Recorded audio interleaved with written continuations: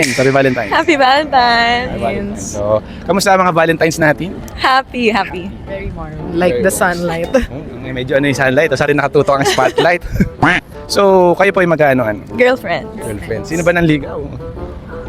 It's mutual eh. Ay. Wait, may flowers. Kamusta? Ano bang ba't binigyan mo siya ng flowers? Paano? Surprise ba to?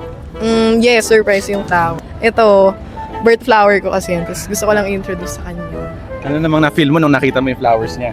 Super happy. Super happy. Okay. Ganda. Anong message mo sa kanya ang Valentine's Day? Happy Valentine's. And I'm very grateful to be spending another Valentine's with you. Ay. Sana all. Message mo sa kanya? Happy Valentine's and I hope you'll be my Valentine's forever. Ay, so... So, naka-video to Mamaya pag in-upload namin, sino mas bagay para kay Marisa Kakal? Si Rico Blanco o yung gayon bagong relasyon niya? O relasyon ba? Si Gian. Si Gian, okay. Gian Bernardino. Feeling ko humor-wise, satirically, ganun. Nakasundo sila? Yes. Ano ba ugali ni Maris? Bakit na tingin mong bagay sila? Feeling ko sa humor din, swak sila. So whether it's true or not, na they're together, they'd make a good match. Whether friends or... Siya ba yung Maris Kakal mo? Siya talaga si Maris. Oh, siya Rico Blanco. Hindi naman sila nag-end up together nung both So, Okay. sabihin ko, sige yung ka-love team niya na lang. Okay, yung bago. Controversial. O, ngayon bakit? Kasi magka-age sila. And sa tingin ko talaga, mas big factor yung age gap sa pag-work ng dynamics ng relationship. So yung age kasi parang makikita nyo yung parehas kayo ng generation. Magkaiba kayo ng punto ng buhay. So, Yung kwentuhan nyo parehas kayo ng bini, ganun. Bini, oo. Kasi yung top 3 love teams na may natural chemistry sa tingin nyo. natural. Feeling ko, will ka. Ang ganda, Will ka. Sa akin yun, sa akin. Dasbiya sa'yo mamaya, dasbiya. Ayoko. Okay, bakit will ka? Kasi, ang ganda ng nila. Swak sila. Swak yung physical wise, yung energy nila as individuals. Parang, isang nonchalant tas okay. And number 2. Number 2. Sige, sabihin ko Azrael. Good din yun. Ang lakas ng sex appeal nila pareho. Tingin mo bagay talaga sila as couple? Mm-mm. Siya ba? Yung AZ o AZ. yung... Hindi ka naman siya. Number 1. God, sino pa? Cup hit. Alam mo ba yung cup hit? Oh, yan. Yun pala. Sana pala ako na lang ang sumagot. Number 1 ko si Hit pa rin si Caprice. Okay. Kasi very cute sila. Yun lang. Parang James Reid, tapos Chinita Princess sila. So parang bagay sila dahil sinito, tapos isa naman. Chinita, tapos yung isa mestizo. Parang James Reid. Will ka. Bakit? Feeling ko sa parallels din since like may lore sila in the past, ganon, before coming into PBB. Tapos, alam mo yun, ngayon parang it's not too difficult to come back to that. Ganon. Like, Meaning to say, in other words, may chemistry May talaga chemistry sila. talaga. Yeah. will ka, no? Number 2. Number 2. Hot take ba kung sasabihin kong Josh Lea? Uy, pwede nating balikan yan. Joshua, ganda no? Comeback yun pag nagkataon.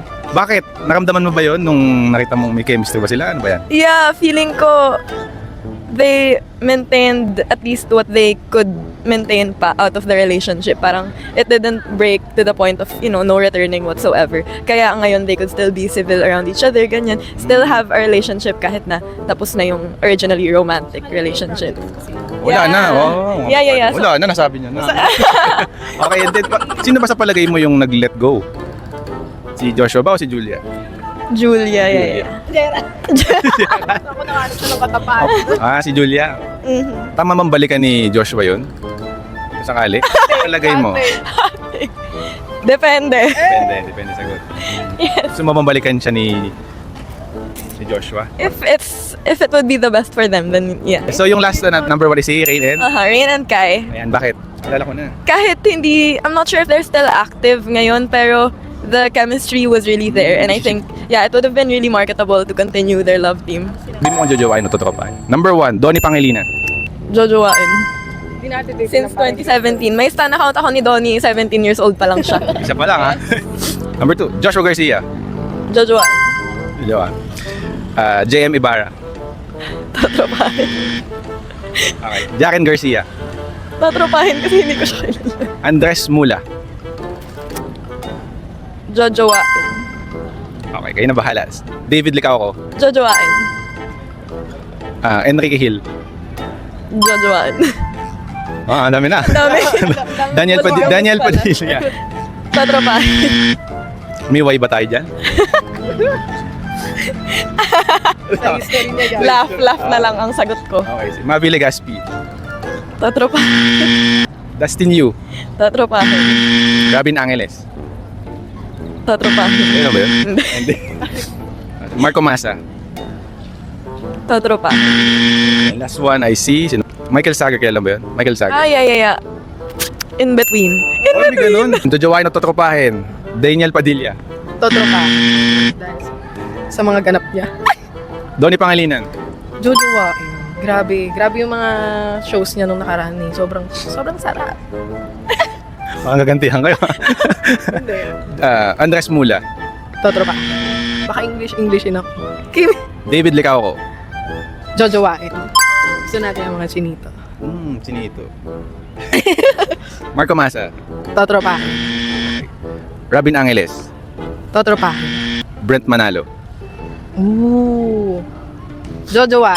Lately, nagustuhan ko na siya. Before, hindi ko siya type. Sorry po sa mga. Alright. Enrique Hill. Jojowain. Panitingin ah. Yes. Seth Fidelin. Totropahin.